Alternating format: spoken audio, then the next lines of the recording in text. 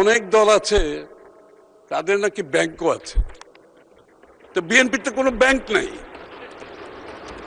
বিএনপির কোনো ব্যাংক আছে?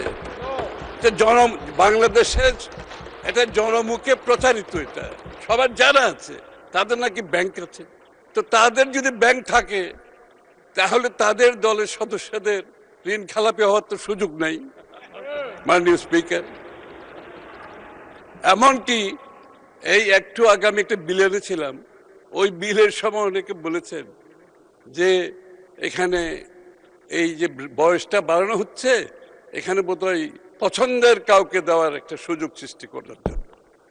তা আমি বলছি, যাদের যেই দলের ব্যাংক আছে তারা তো তাদের পছন্দের ব্যাংকের চেয়ারম্যান বানিয়েছেন, তাদের পছন্দের ম্যানেজিং ডাইরেক্টর বানিয়েছেন, তাদের পছন্দের লোক নিয়োগ করেছেন, আবার তাদের অপছন্দের লোককে চাকরিচ্যুত করেছেন।